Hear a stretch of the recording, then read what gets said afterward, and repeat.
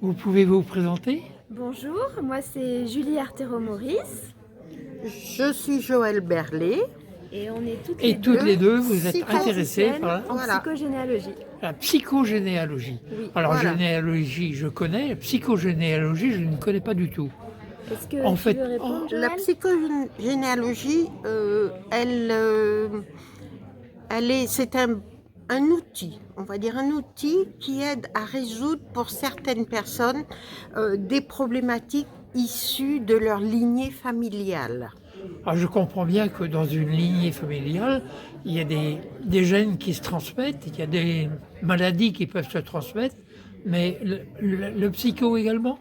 Le psycho également, parce que ça a été prouvé scientifiquement par l'épigénétique, qui a prouvé que en cas de gros chocs psychologiques non surmontés, ça peut venir impacter les gènes. Et ces gènes, après, effectivement, ils sont transformés, ils sont transmis à la descendance.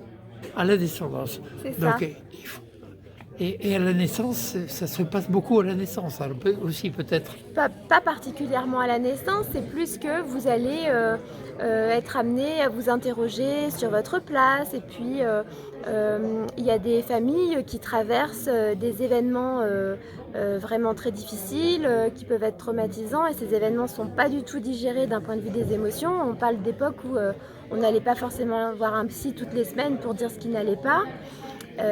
Certaines choses ne se disaient pas, il y a des femmes qui perdaient des enfants, enfin c'était des époques certainement plus difficiles que la nôtre aujourd'hui, en tout cas bien différentes. Et dans les non-dits, il y a des choses qui se transmettent. Par exemple, nos arrière-grands-parents qui ont vécu la Seconde Guerre mondiale, ça les a forcément impactés et ça a forcément teinté l'éducation qu'ils ont donnée à nos grands-parents et ainsi de suite. Donc vous voyez, tout ça, ça arrive jusqu'à nous. De façon plus ou moins claire, et notre travail à toutes les deux, c'est de remonter, de vous aider en vous posant des questions à remonter à l'origine de ce potentiel traumatisme familial. Mais c'est pas parce qu'une personne va divorcer que ses enfants divorceront. Non. Absolument pas, absolument pas. D'abord, Pourtant, ça a un ça impact n'a- important, ça.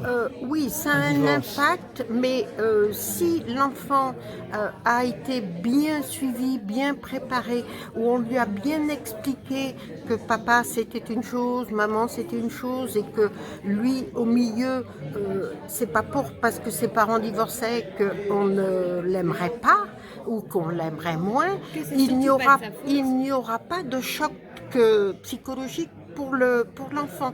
Donc là, il n'y a pas de transmission. Après, on peut s'interroger sur une lignée. Tu me dis si tu es d'accord, sur une lignée où par exemple il y a des divorces à chaque génération et on remonte jusqu'en 1910 par exemple. En 1910, on ne divorçait pas comme ça. Donc par exemple, comment se passe l'alliance d'un couple dans cette famille, quelle stratégie d'alliance il y a à ce moment-là, qu'est-ce qui est transmis aux enfants sur la notion du couple, la place de l'amour dans une famille. Voilà, tout ça, ça se dit, ça s'élabore et ça permet de comprendre aussi certains choix qu'on peut faire quand même. Mais vous disiez également que les prénoms se transmettent un peu, ou peuvent se Les transmettre. prénoms se transmettent beaucoup même, parce que c'est fréquent de porter les prénoms de nos grands-parents. Oui. Et à une époque, c'était fréquent aussi, là je vous donne un exemple qui est vraiment frappant, c'est de porter le prénom d'un enfant qui est décédé avant nous. Et là, c'est ce qu'on peut se dire quand on appelle, par exemple, il y a un petit garçon qui est né qui s'appelle Ernest, le petit garçon suivant, on l'appelle aussi Ernest. Quand on appelle Ernest, lequel on appelle? Voilà, ça c'est quand même à s'interroger. Alors ça peut être traumatisant, effectivement, pour l'enfant qui... D'un point de vue identitaire, en tout cas, ça peut être troublant. Quelle place on laisse à cet enfant alors qu'on est déjà dans le deuil d'un premier et qu'on n'a pas pu faire son deuil correctement? Bien. Mais les deuxièmes prénoms, ça sert aussi beaucoup à ça, je pense. Les deuxièmes prénoms ont aussi une influence sur le nourrisson, enfin qu'on vient de nommer. Oui, c'est-à-dire que l'ensemble, il faut pas.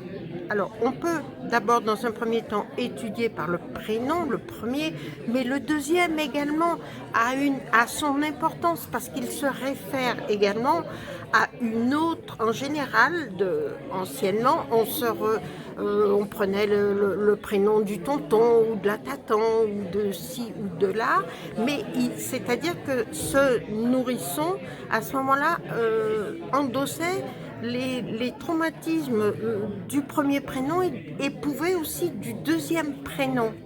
Et c'est vrai que maintenant, ça ne se fait quasiment plus. On donne des prénoms qui sont différents des lignées familiales. En fait, de toute façon, d'une manière générale, en psychogénéalogie, toutes les informations qu'on va voir ne sont pas à prendre de façon individuelle. On doit regarder l'ensemble. C'est-à-dire que c'est le principe de la systémie qu'on évoquait tout à l'heure. Un individu, on ne va pas regarder que l'individu, on va regarder l'individu dans son système familial, on va regarder comment le système fonctionne. Si vous prenez un prénom comme ça à part et juste une lignée, peut-être que vous allez en tirer des conséquences, alors qu'au final, ça, pour le patient, la personne qui travaille, ça ne parle pas du tout. Est-ce que vous pouvez aider donc les gens qui ont des soucis, des problèmes? Comment est-ce qu'on peut vous trouver? Si on pouvait aider tous les gens qui ont des problèmes, ce serait génial. Déjà, dans un premier temps, il faut que la personne ait conscience qu'il y a quelque chose qui ne va pas et qu'elle ait envie de le résoudre. Parce qu'on n'avance que si soi-même on veut avancer. Il y a tout un travail individuel à faire et le psychogénéalogiste est là pour justement aider la personne à se poser les bonnes questions pour pouvoir trouver les bonnes solutions. Mais si vous avez des gens, comme je disais au monsieur tout à l'heure, si vous avez des gens qui n'ont aucun problème, la psychogénéalogiste, elle n'a plus lieu d'être. Il n'y a pas besoin. Voilà. Et il faut rappeler que c'est quand même des thérapies qui sont courtes, que dès qu'on a si il nous arrive d'avoir des cas compliqués, on les adresse tout de suite au psychologue, voire au psychiatre, si on sent qu'il y a quelque chose de cet ordre-là. Parce que nous sommes là, c'est juste un outil d'aide pour solutionner des problèmes que quelqu'un n'arrive pas à identifier et qui le gênent dans sa vie quotidienne. Et pour vous trouver, justement, s'il y en a besoin de votre aide, on cherche sur Internet, on cherche quoi? Psychogénéalogie? Psychogénéalogiste, voilà. Et à ce moment-là, on trouvera des contacts. Voilà, c'est ça.